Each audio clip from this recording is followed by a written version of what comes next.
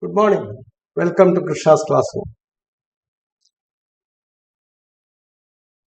Now we recall the theorem that we proved last, which happens to be the one that we are going to apply in the result that we are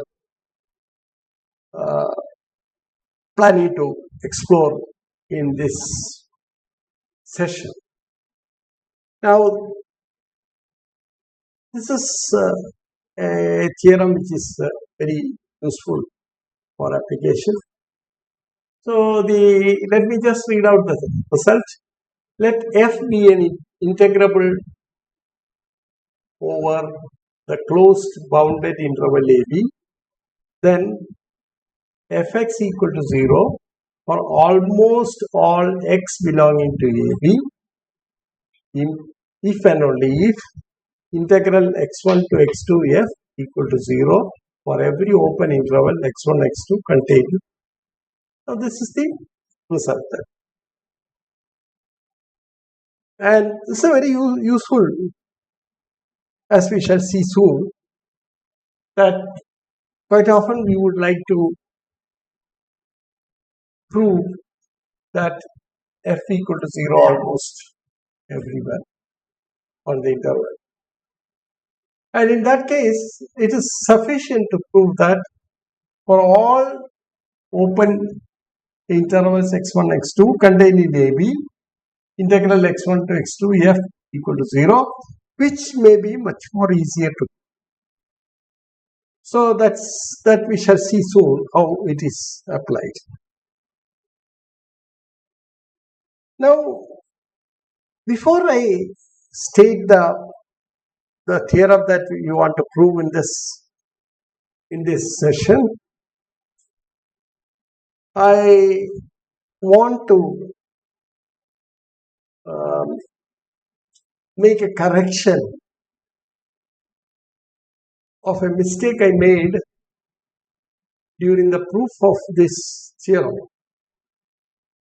Now you recall that in that proof, you go back to the proof, you will see that I defined two sets, E plus to be a set of all x belonging to AB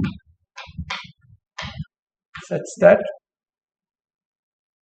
fx is greater than or equal, and E minus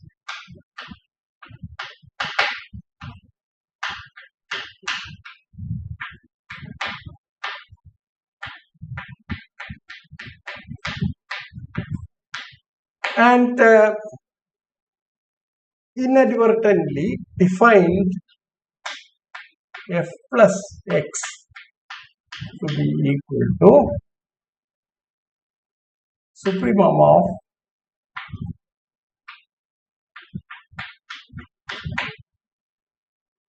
x belonging to AB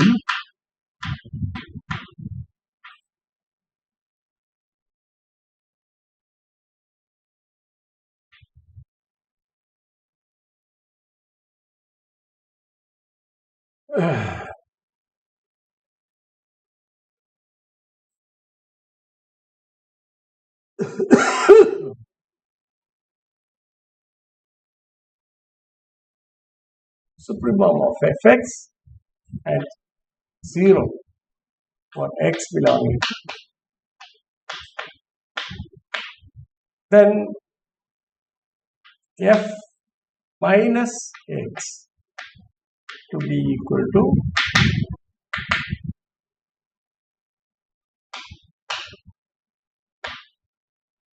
infimum of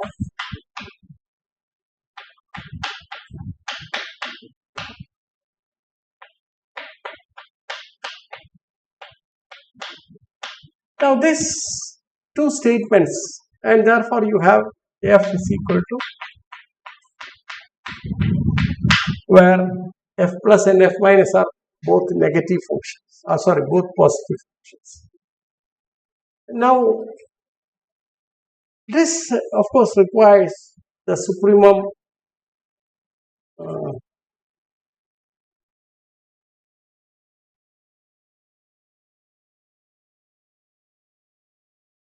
Okay. Of course, this needs some. This is okay. What it needs is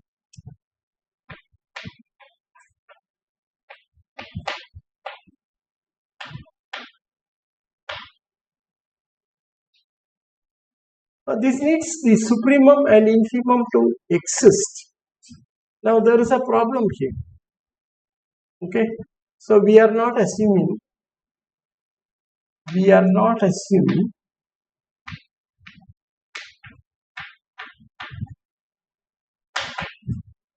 f to be a bounded function.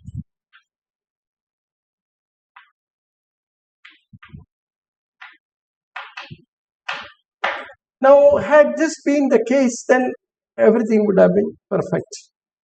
But now, since the function that we have defined is not necessarily a bounded function, we have to rework these functions. And in fact, we have to replace these definitions by f plus of x equal to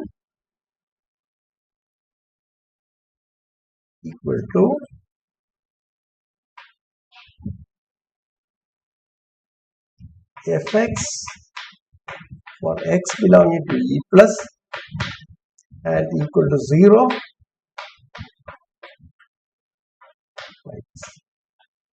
This is the definition of f plus, and f minus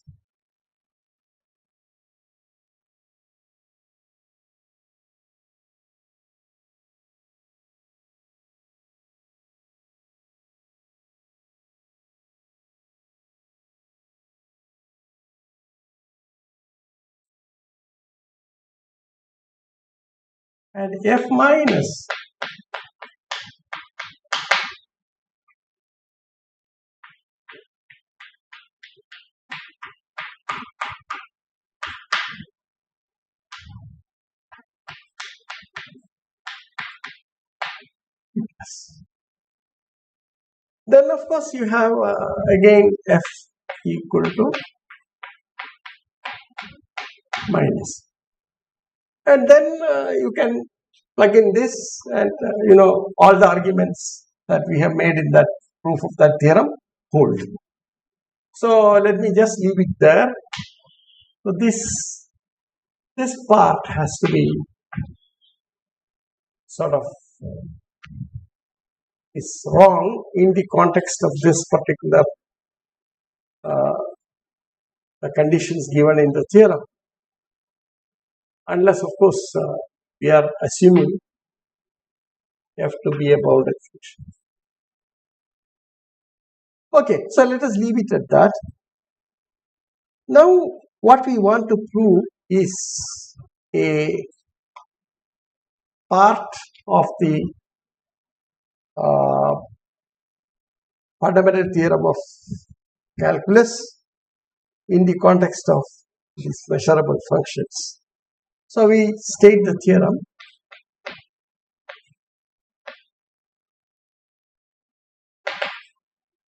Let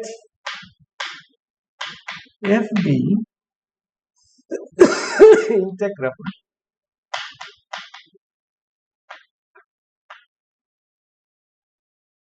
over the closed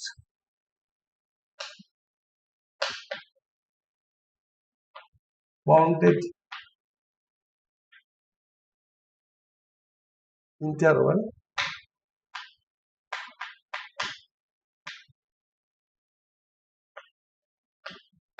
AB. Then d by dx of integral a to x f, this is equal to f of x for almost all x. You cannot say that everywhere it is true, but almost everywhere this is true.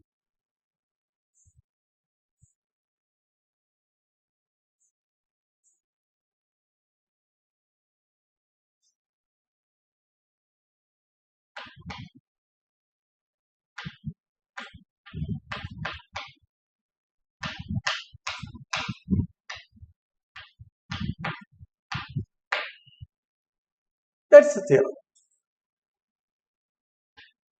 It's quite easy to prove. It's just an application of the theorem that I stated in the beginning. Okay.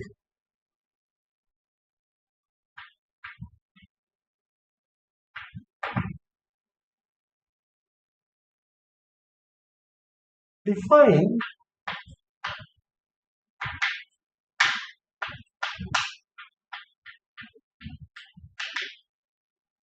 integral a to x for every x. Now this is well defined. Then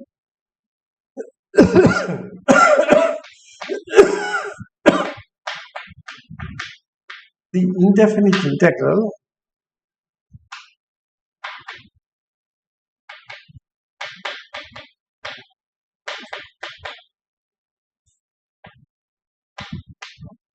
of an integrable function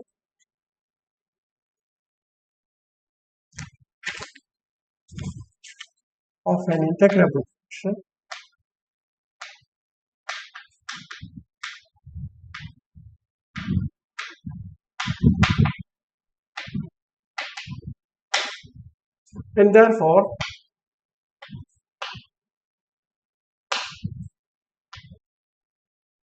it is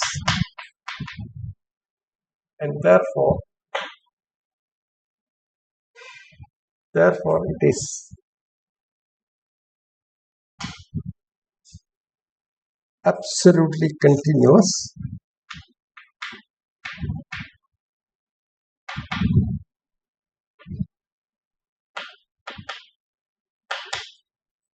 on AB.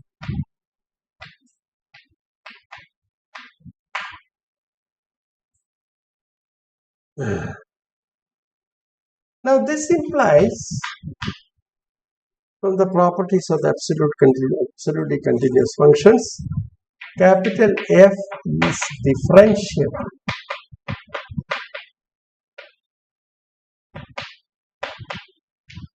almost everywhere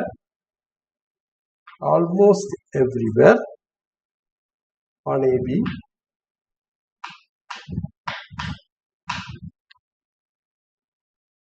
and its derivative is integral.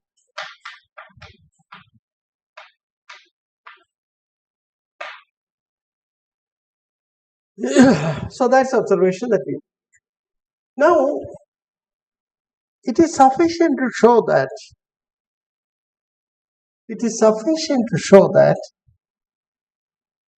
f derivative or what we want to show is that f derivative minus f equal to 0 almost everywhere. So that's what we claim. If that f derivative minus f equal to 0 almost everywhere on. Now we can invoke the previous result and apply it here. Because we want to prove that this is 0, it is sufficient to prove that for every open interval x1, x2, integral of f prime minus f over the interval x1, x2 is 0. Okay. So sufficient to prove that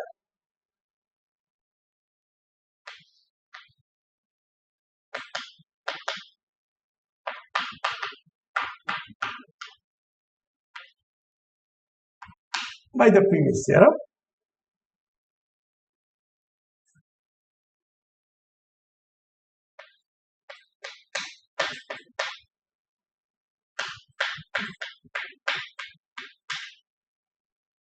F dash is integrable, f is integrable, therefore f dash minus f is integrable. So there is no problem at all. This is equal to 0 for every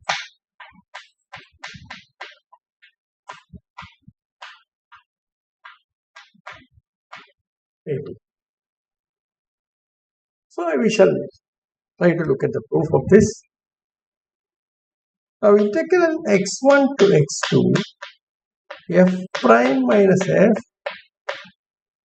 equal to integral over x1 to x2 f prime minus integral over x1 to x2 f. And this of course is equal to f of x2 minus f of x1. Because you know that capital F is a absolutely continuous function minus integral x1 to x2. Now this I can rewrite as integral a to x2 f from the definition of capital F minus integral a to x1 minus integral x1 to x2 f. And this is of course equal to 0.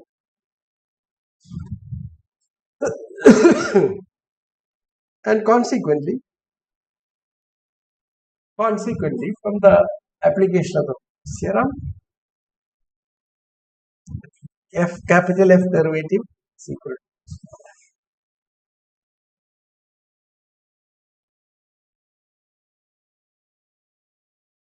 Consequently,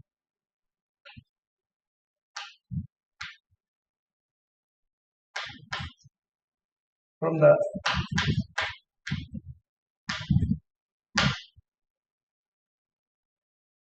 application of the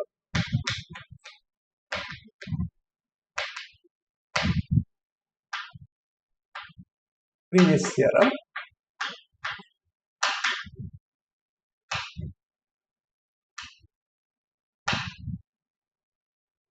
capital F derivative minus f equal to 0 almost everywhere on,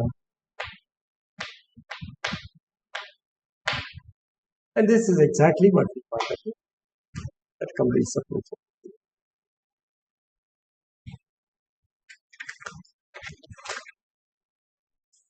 Okay.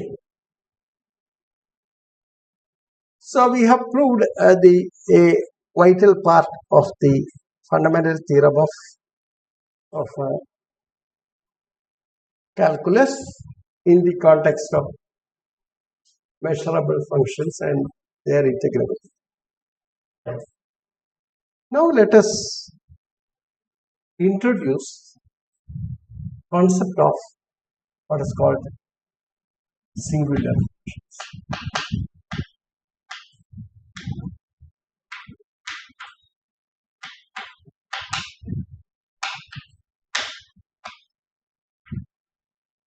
Singular functions. Now you recall the following. The class of absolutely continuous functions on the interval AB is properly contained in the functions of all bounded variation on the interval. This we have already. So there is a gap between. Now what we are trying to work on is this. Extract out an absolutely continuous part from a given function of bounded variation. Or in short, what we try to prove is this. If f belongs to BV AB, then f can be written as some g plus h, where g is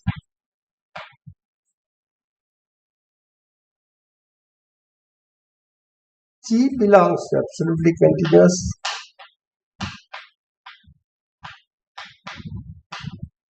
and h is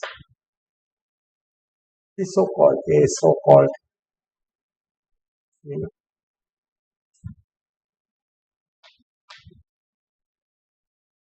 singular function.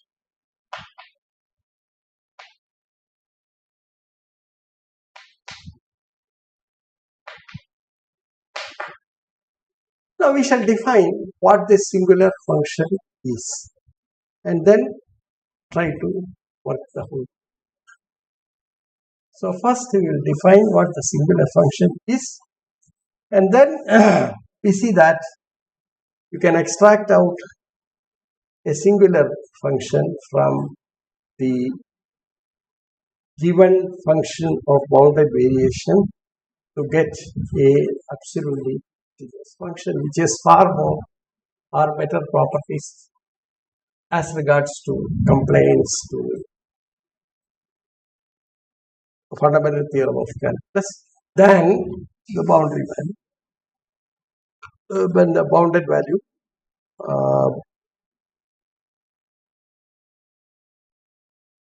functions on the interval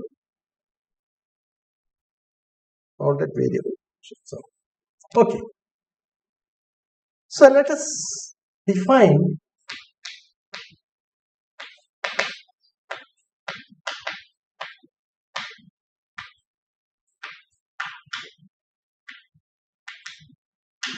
singular function. A function of bounded variation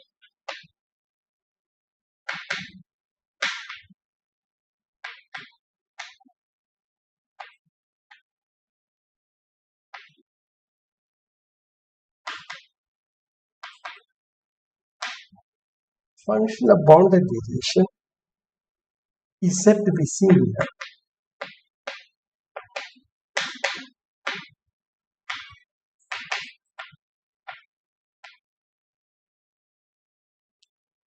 provided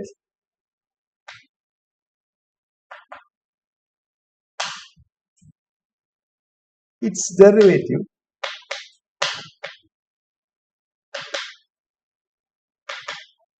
is zero or vanishes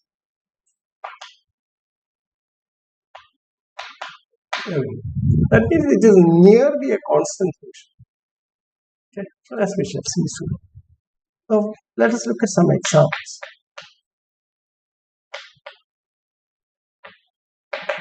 But not quite a constant function, as we shall see with examples.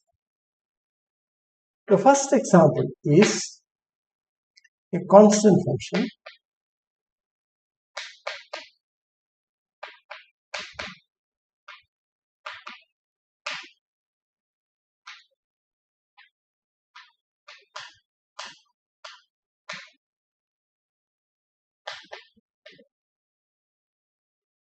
that's sort of trivial example. Now the second example is non-trivial. Now this is the so-called Cantor-Lebesgue function which we have already seen. The Cantor-Lebesgue function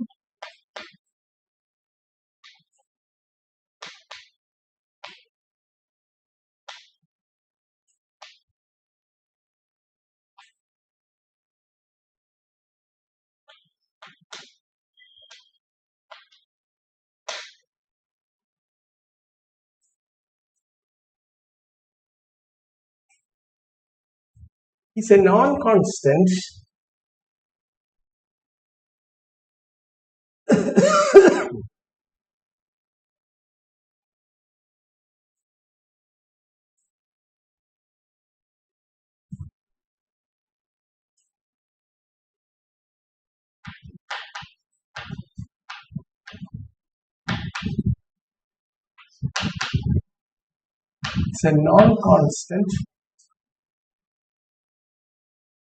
singular function.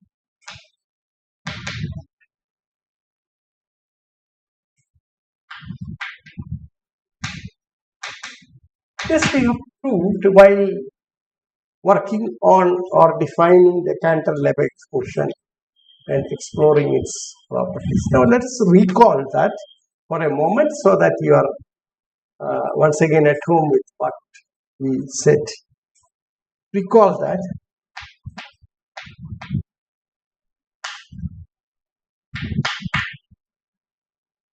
that the Cantor-Lebesgue function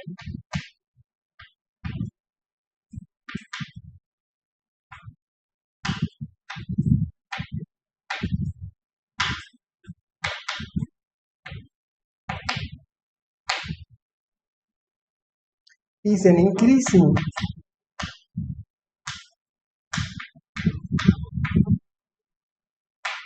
continuous function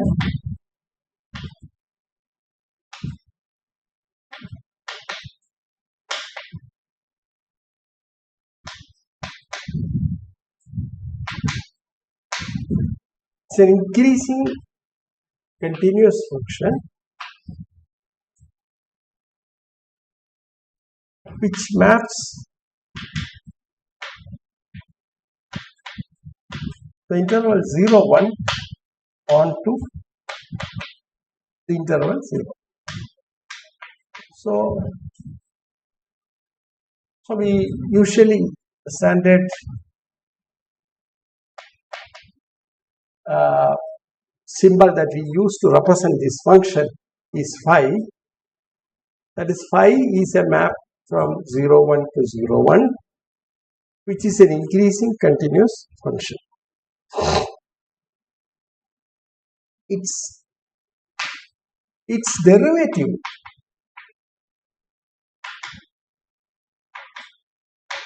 exists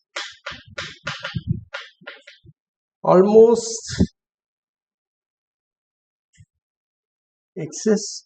the open set O, which is defined as the complement of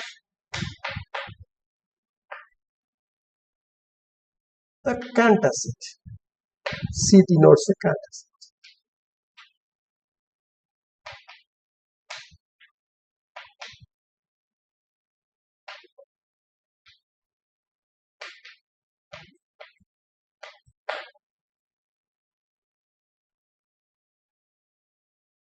Further,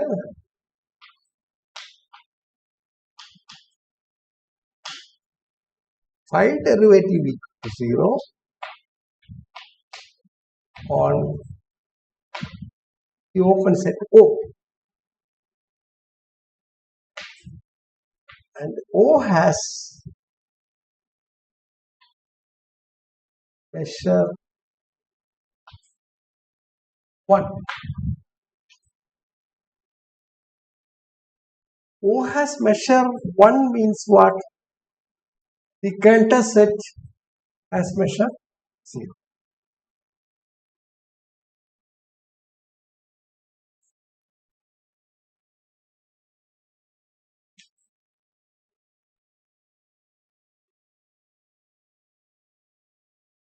So that's what it means. So the measure of O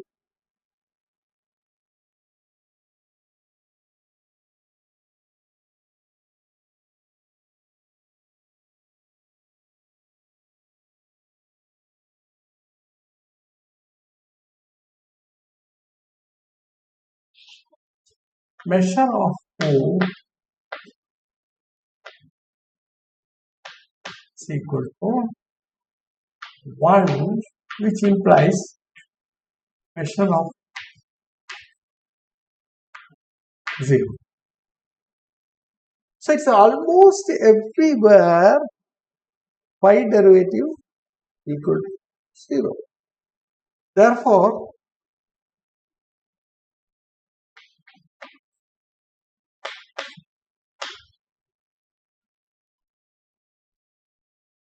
phi derivative exists almost everywhere on 0, 1, and phi derivative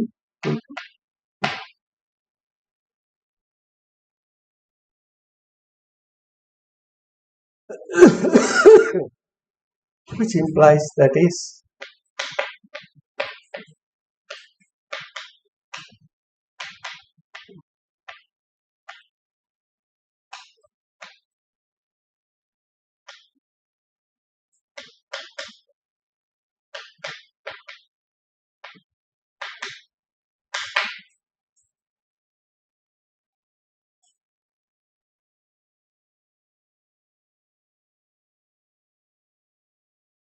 So it's not a constant function, but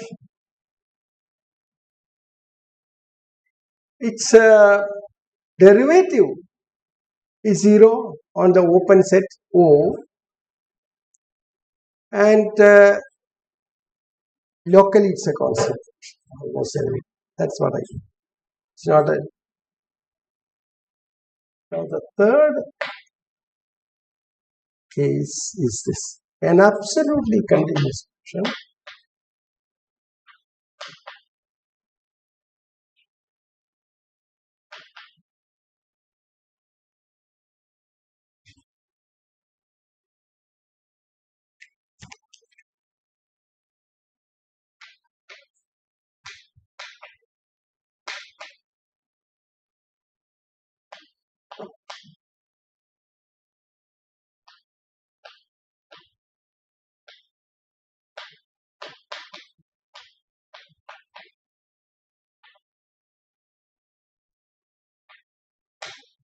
if and only if it is a constant.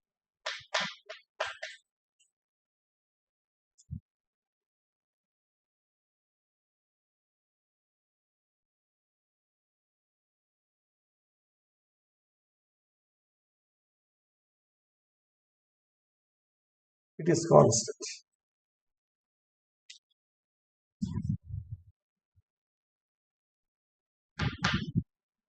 Absolutely continuous functions are all continuous functions.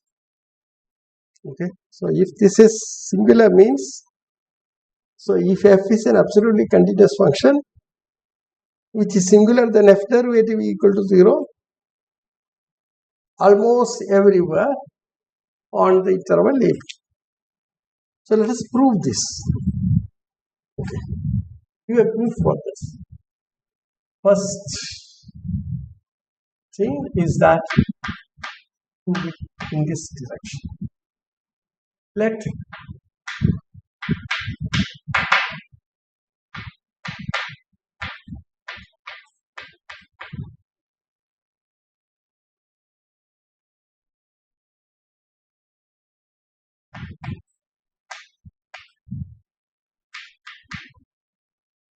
be a constant function which implies then f derivative is equal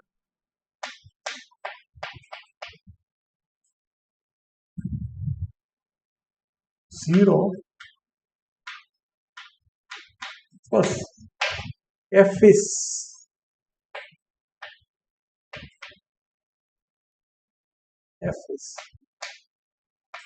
absolutely continuous. All constant functions are absolutely continuous on the interval. Therefore, f is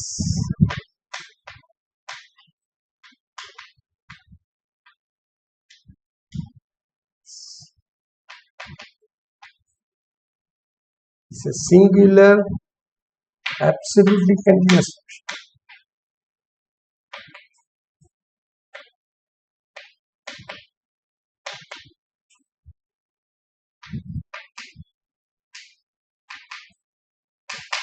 Now let us prove the converse of this.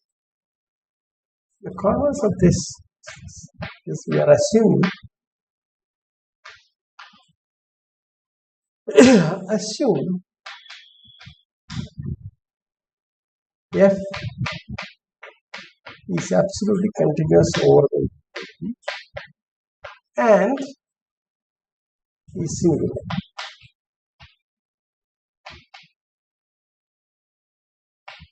That is f derivative 0 almost everywhere on the interval.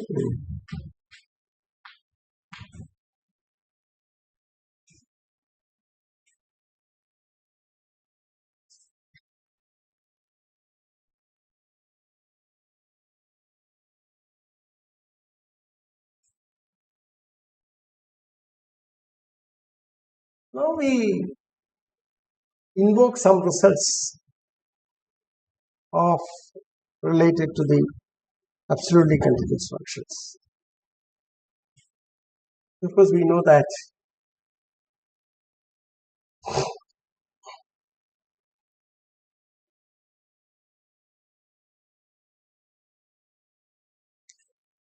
now you see that f derivative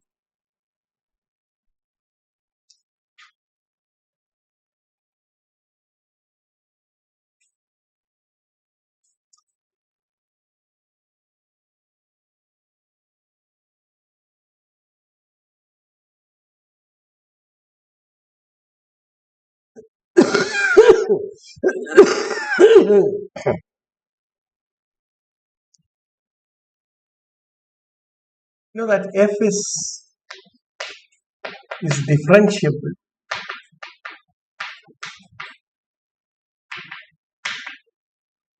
almost everywhere on is differentiable on AB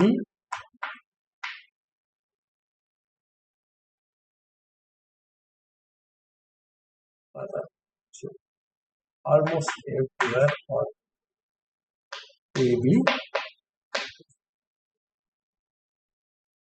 and its derivative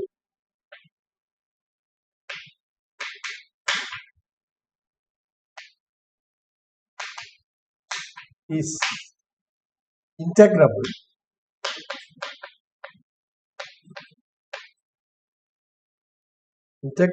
on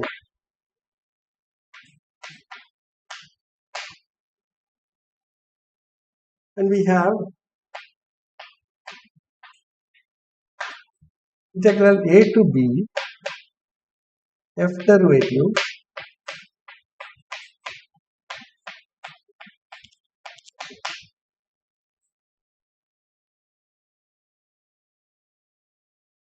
now f is singular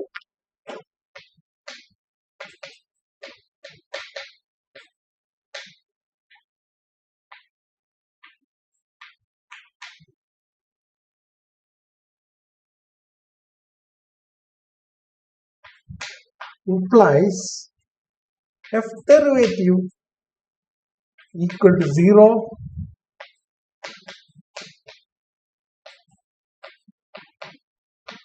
everywhere. Now that further implies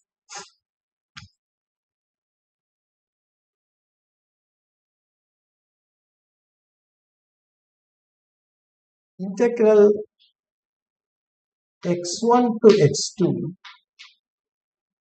f derivative. This is equal to f of x2 minus f of x1.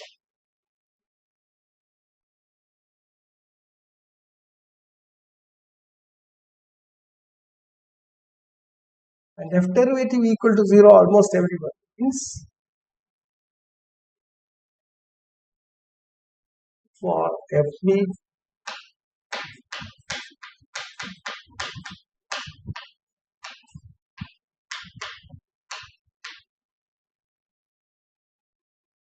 f derivative equal to 0 almost everywhere on AB then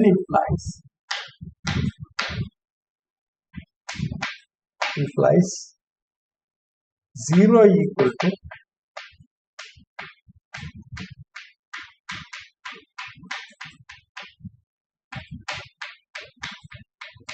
or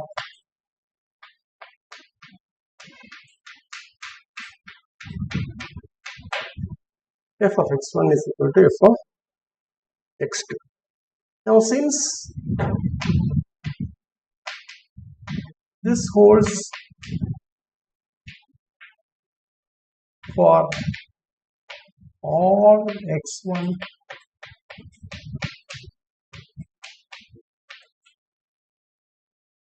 it follows that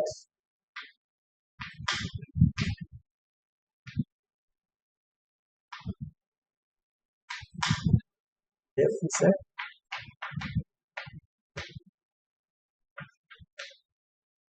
constant.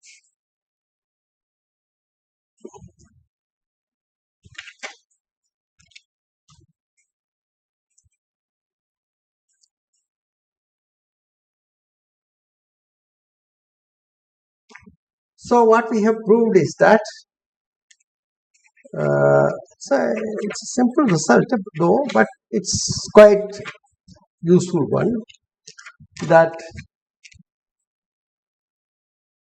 an absolutely continuous function is singular if and only if it is constant. Now you see that the validity of this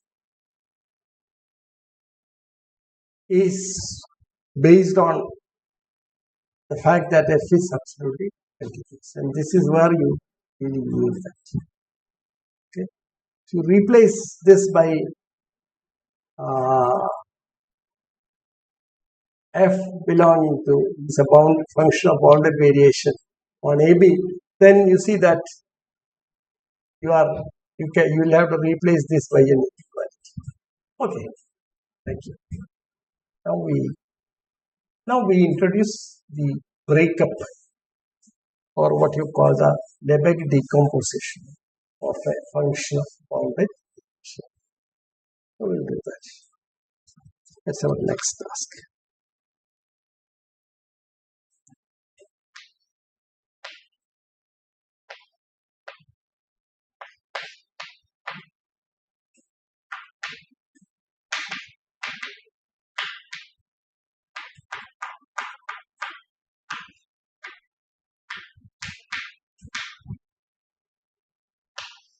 Lebesgue decomposition, function of bounded. So let f belong to AB. Then f derivative x is almost everywhere on AB, and f derivative is integrable.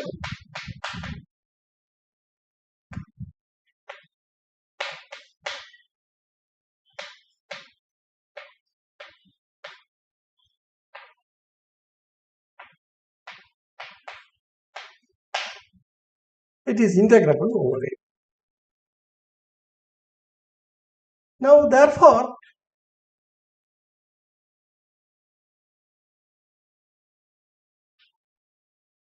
this enables us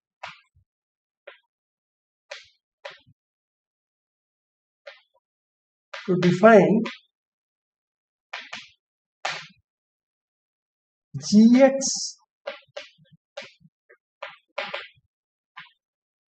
integral A to x.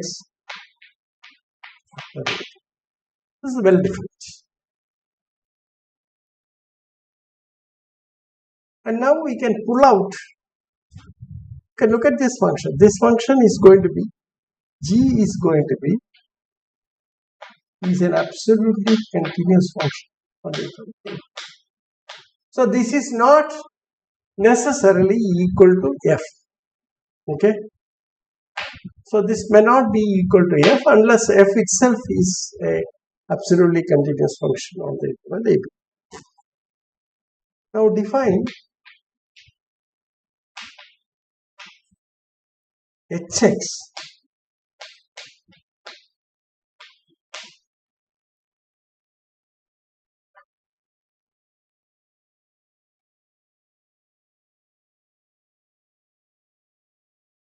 fx minus gx, and this is equal to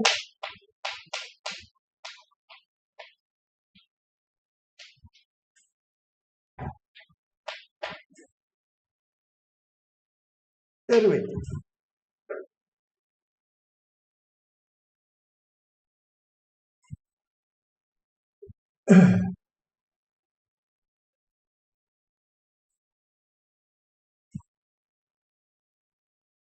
Now let us look at the properties of this function h. Now what we claim is that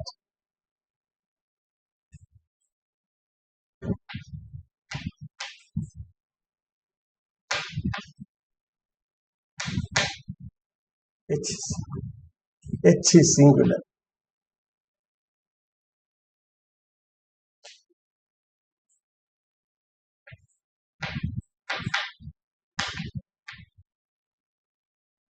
So what you have to do is whether it is the derivative exists, that's the first question, and then whether the derivative is 0 almost everything. So let us compute h derivative. H derivative, it is differentiable. I mean, there is no problem, right? Now, h derivative exists almost everywhere, which is equal to f derivative minus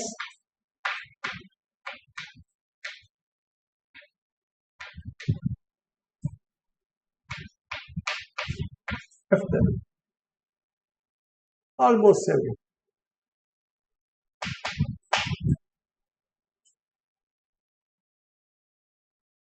Therefore, this is equal to f derivative of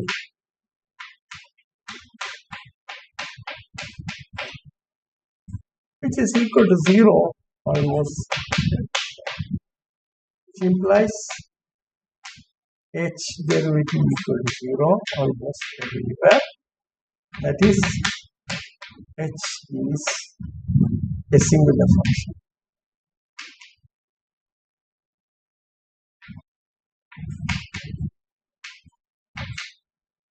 So we have broken up this into, therefore what we obtain from here is that thus this is what you have, f is equal to g plus h, where g is absolutely continuous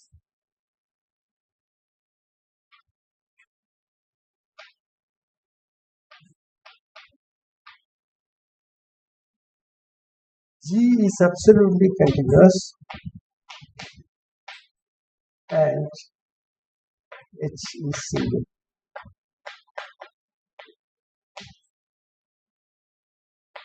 So this is a sort of breakup that you can make. And this breakup of every function of bounded variable is what is called the Lebesgue decomposition of it.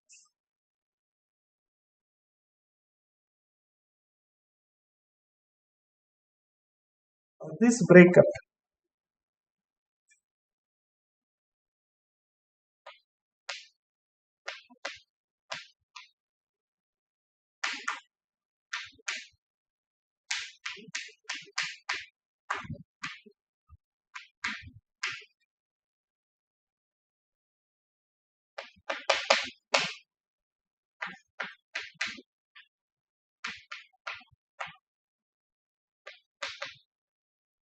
is called Lebesgue decomposition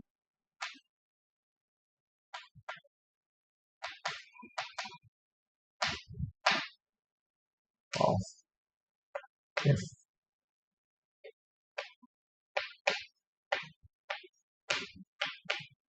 Now this part,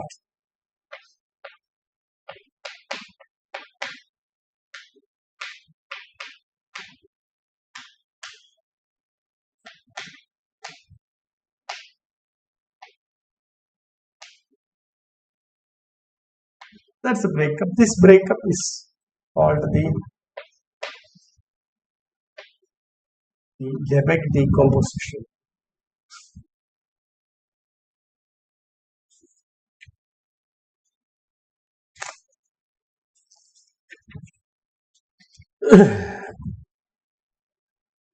Now we show that the Cantor-Lebesgue function is not an absolutely continuous function.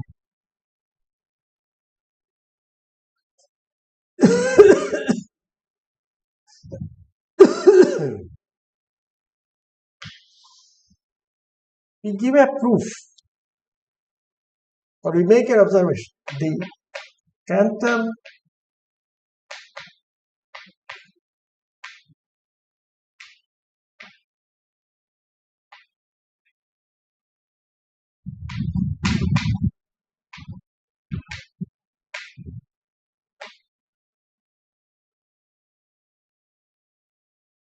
is not absolutely continuous on the interval 0. Give a very quick proof of this. If I were very quick, it's not taking much work in the context of whatever we have done so far. If it were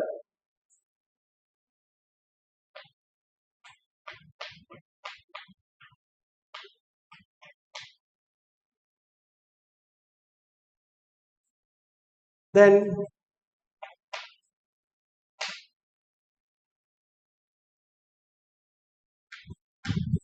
we have phi derivative existing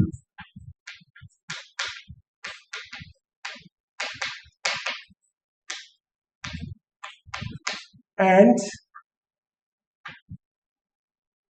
integral 0 to 1 phi derivative equal to, but you know the properties of this, and this is equal to 1 and not equal to. Okay, therefore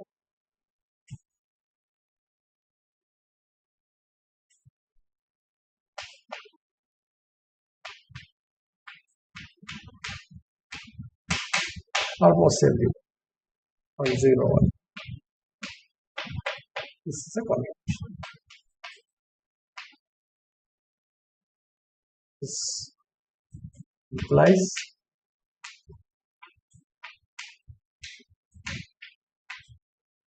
zero. Okay.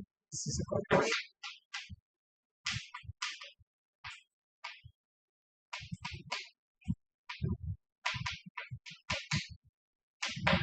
Thus,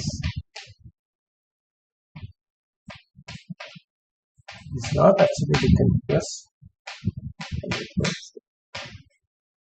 I think that's the stage where we would stop today, and then that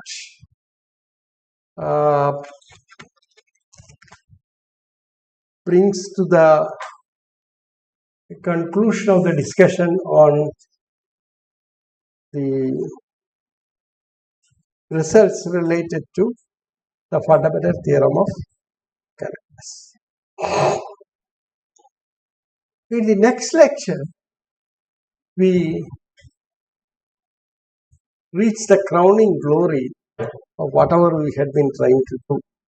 Because you recall that the Riemann integrable functions could be conceived as a normed linear space with a norm defined from using the Riemann integral. We have done the details. And then we have found that that linear space, I mean, it involves a lot of aspects. That linear space is not complete. So we walked along a very long journey, constructing a new concept of integration.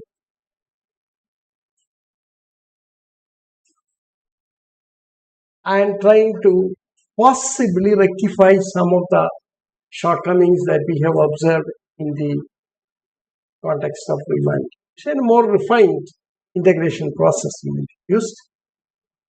And you see that the result is amazing. In fact, we now construct what are called the Lebesgue functions and construct what is called the L1 space, which is the analog of RAB. But RAB does not contain a lot of functions that are in L1AB. But L1AB is a super space of the RAB. And then for all RAB functions, the L1 integral is essentially the same as the Riemann integral, corresponding Riemann integral. Now it's fascinating to see that this space turns out to be complete. That means all Cauchy sequences in this space converges to a function of the same class, unlike what happened in the case of Riemann integral. Now, in fact, you can go much farther and show that this is also true for LP spaces, where P is 1 less than or equal to P less than 2. The whole class of spaces are now complete with the once we introduce the concept of Lebesgue. And this is the major advantage that we had. Okay. So thank you very much. I'll start with the completion problem in my next lecture. Thank you very much.